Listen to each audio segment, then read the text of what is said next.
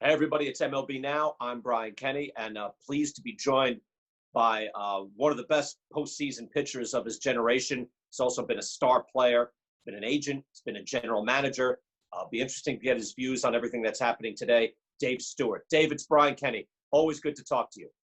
Brian, it's good to see you, and I'm hoping you're staying safe in these conditions. Yeah, same here for me to you as well. Again, I mentioned you are a rare individual who is, you as a star player, which means you had to negotiate your own deals, your own livelihood. Then you were an agent. You had big deals there that you negotiated as well. Then you go and you've worked in front offices, became a general manager. So why have these negotiations, in your view, been so difficult?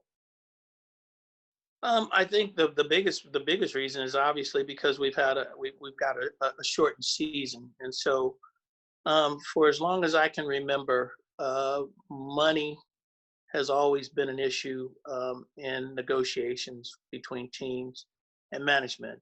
81 strike, the bottom line was money. 94 strike, it was money, and so the issue of money is always going to be a problem. Then the second issue, I think, if for as much as it's been downplayed, but I believe that it is a factor, and I think we're going to hear more about it in the upcoming days, even though the players will probably agree with this negotiation, is the health and safety issue. That's a big factor, in my opinion. The country is spiking again in different areas across the country. And so I do believe that the health issue is a problem. And then, there's always the underlying things. I do believe that it would have been a better season if we could have played at least 80 games, but we couldn't get 80 games in because now you're getting late into the year and you're putting yourself in a situation of more coronavirus. And so those, in my opinion, are the issues, with money being the biggest factor. But you've got other small factors, and there could be 10 or 15 of them. I wasn't in the negotiation that turned into one big factor. I think in this situation, I think a lot of people hoped, right? And maybe this is naive, hoped that with everything going on, wait a second, let's get in a room together and really we're in business together. And it seemed like that finally happened when the commissioner and Tony Clark did go head to head. It seemed like, hey, good news happens when they actually come together and speak. Why do you think that didn't happen? Or is that again, just too naive to think that, wait, we're going through a lot in this country now. Baseball would be good. Let's play ball together and get out there. Why do you think that didn't happen? In every negotiation, and I told anybody that would listen to me, in every negotiation that I've ever been involved with as a player, as a part of the Players Association, the two sides get together early and there is disagreement. And I believe that there is some anger. Then after that, it's a sit and wait until you ultimately get closer to the date that you have to do something. Once you get closer to the date that you have to do something, then the two sides will find a way to get back into a room, and they work hard at it for 24 hours, 18 hours, whatever the case may be, but they're in that room and they're grinding and they're trying to find a solution to the issue and the problem, which is what took place in this negotiation. Ultimately, when we had strikes, it ends up exactly as it did today. In this negotiation, the players didn't want it. They voted it down. But in this particular case, there was a clause that the commissioner could enforce. And so we're having baseball. And quite frankly, I'm glad that we're playing. Yeah, oh, me too. I think everybody is. You'd like to feel better about it. Maybe when it gets out there, hopefully everyone can be safe. We're also in a time of social upheaval right now. What is your view, Dave, from, again, your life experience in watching the protests, Black Lives Matter, all of that? Well, I do know that it's real. What I am encouraged by is we've got young people that are recognizing that this has to stop and it's time for a change. And when I say young people, we've got kids in elementary school, high school, college. We've got our young business people. Brian, I'm 63 years old. I would guess that you're probably younger than I am. And so we're going to get to a place where our time has moved on. and we're going to be in that afterlife. Whatever your belief is, I believe in God. Um, and so the people that are recognizing this now, the young people that are recognizing that we need change now, will eventually be us. And if that is the case, then the world will have change. Um, in the game of baseball, um, I think that's going to take some doing. The game of baseball and executive management, on-field management. I'm not quite sure that baseball is ready for change in those areas. We've got maybe 2 field managers. As off the top of my head, we've got Kenny Williams and we've got Mike Hill. And there may be a minor league director or 2, but there's not enough. And baseball may be saying, hey, the percentage of players is 6% or 7%, and so there's no need for it, but there is a need for it. There's a need for different ideas. There's a need for different approaches. There's a need for diversity.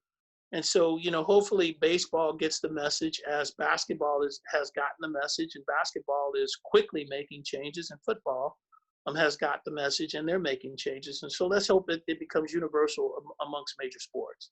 Well, you're a man of some standing then. What would you advise? Like, what is if baseball were to ask you, what's one thing we can do to affect change in that way, and having more diversity and having, again, more of a diverse executive rank? What would you advise them to do? Well, one thing I appreciate about Rob Manfred is Rob Manfred has said that he cannot force the owners to do something that they don't want to do, versus Bud Selig, who kept singing the message that we're going to have change and this is going to happen, this is going to happen, without recognizing when you own teams, you make your own decisions. So right away, I do know this, that Major League Baseball is looking at expansion. There are teams that are looking at relocation. And so in these particular cases, for example, the city of Nashville, there's a group in Nashville that has been formed over the last 3 or 4 years that's looking to bring Major League Baseball expansion or relocation to Nashville. The group is called it's called the Music City Baseball Organization. And they have already named the team the Nashville Stars, which that would be the first time in Major League Baseball that any team has had any recognition of the Negro Leagues. They have formed a relationship with the Negro Leagues Sports Museum in Kansas City and Bob Kendrick. And so obviously, in my opinion, if you've got an organization that's looking at minority ownership, black and brown minority ownership and money, one of the greatest moves that Major League Baseball could make is allowing that type of ownership. And I know people will say, well, Magic Johnson and Derek Jeter, that's small ownership. When we talk about major ownership, we're talking about 51% ownership in a baseball team. Mm-hmm. And so I think that you should look at that as your first option to create change. That's an excellent point. Well put. We are going to be showing, Dave, I don't know if you watch MLB Network, you'll see a lot of your old teams up there in the next couple of days. We're going to be showing the 81 NLCS Game 5. That was your rookie year for the Dodgers. And then 7 a.m. Wednesday, the 1990 ALCS Game 4, which, again, that's 7 o'clock in the morning, but people can DVR it. And it's you versus Roger Clemens. And I think that's where Roger got into it with Terry Cooney, the home plate umpire. Like one of these classic things that even I remember watching live, and it's blowing my mind. And you were the guy, again, you were the star pitcher on the other side. You got through that one. You were MVP in that, I believe in that series, you were twice in the ALCS. What do you remember about that game? Red Sox, A's, you versus Roger Clemens.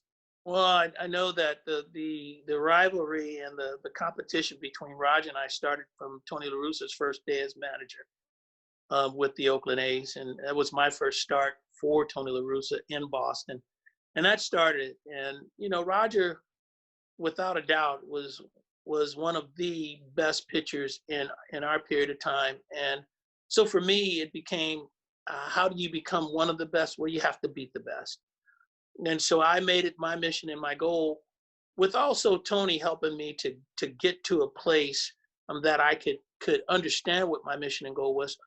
Tony primed me for making every start, because everybody I pitched against was a number one. or number two. I faced Frank Viola, Dan Petrie, Jack Morris. I faced people's number ones. And so he said, take each one of those games and prepare yourself for the real big games.